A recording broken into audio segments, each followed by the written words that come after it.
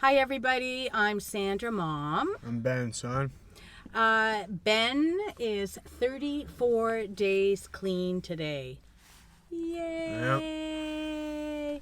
We're going to talk about trauma today because Ben had a realization that maybe he does have trauma. And everything that I've learned with addiction, most people have some kind of trauma that they have to work through, or it triggered addiction, or I don't even know how to word it. But Ben, you had a realization last weekend with trauma. Well, it was so much as in we were just talking about it. Like they're asking me why did I start doing drugs, and well, I started off smoking weed, and I only smoked weed because I thought I was retarded and there was no point in life.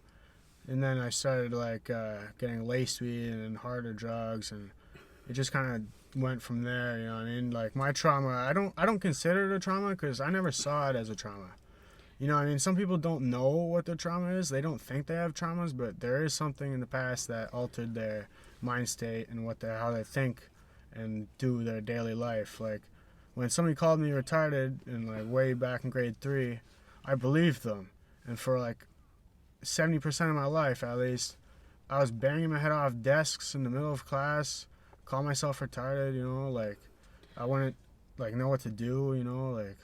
And I want to clarify that trauma, we did actually look up the definition of what trauma is, because I think that made a difference in your realization, is that trauma is a distressing or disturbing experience.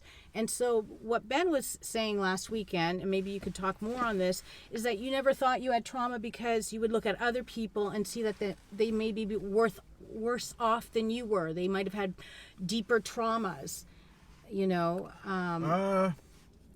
didn't want to consider it a trauma because I just thought it was a daily thing that everybody goes through. Everybody has somebody that picks on them.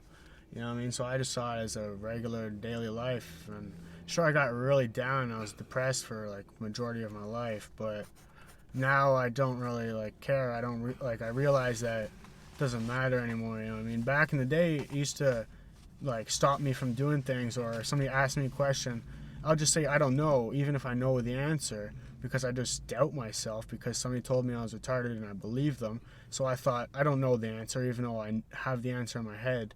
I'd still say I don't know, and like next thing you know, they'll tell me the answer, and I was thinking that exact same thing. So I did know the answer.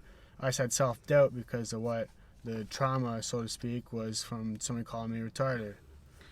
And, it probably didn't help you in that you had a number of learning differences. So you had some. They called me retarded because on EQAO I got an A on EQAO in grade 3, one of like the only people in Ontario or something. And the reason why he called me retarded is because I had somebody scribe it for me, somebody that was writing my words. Like I'd tell them what to write.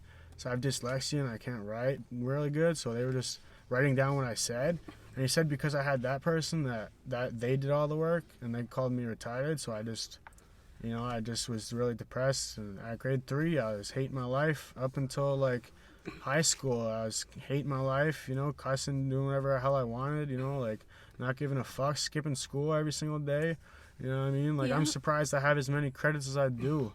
Yeah. And so, this was really huge because, Ben, you're now recognizing that, it wasn't so easy and that you did have And your that challenges. person in school, the whole 8 years that I was at that school, that person always tried to one-up me.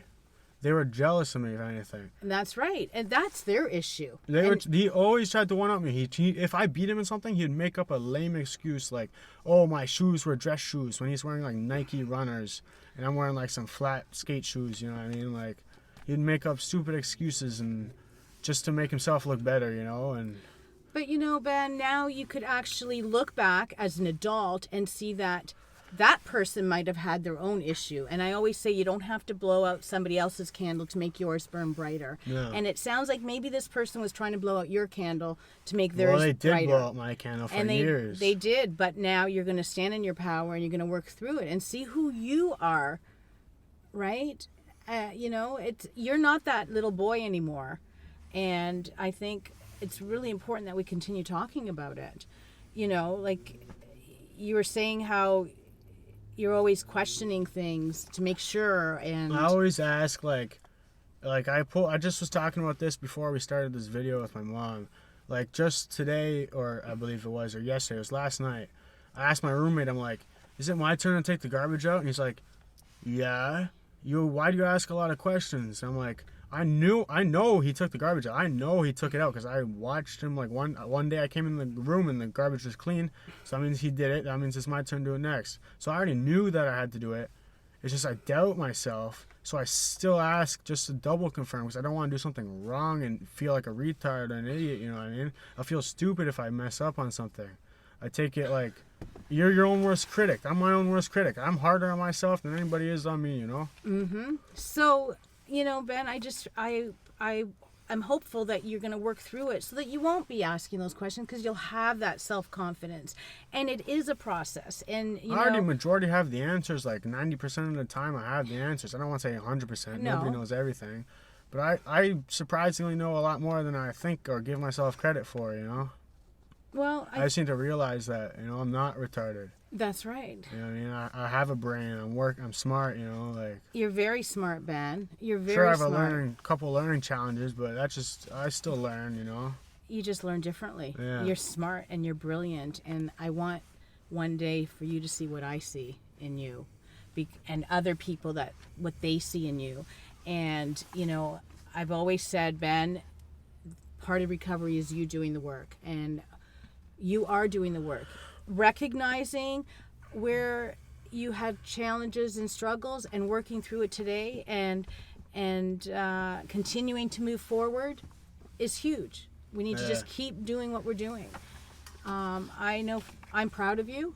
I think you rock. And I hope that you learn to be proud of yourself and continue to work through your things. Yeah. And have that self-confidence. And that's huge. And so keep doing you. Because we know where there is breath, There's hope. you got it. So 34 days clean. We're going to keep working. You're going to keep talking to your supports, which is awesome. And keep working on your recovery. Yeah. All right. Thank you all so very much for tuning in and sharing your comments. And Yeah, my mom reads them to me every day when we get new ones. yeah, and we're keeping the spirit to live. Peace. Peace. Take care, everybody.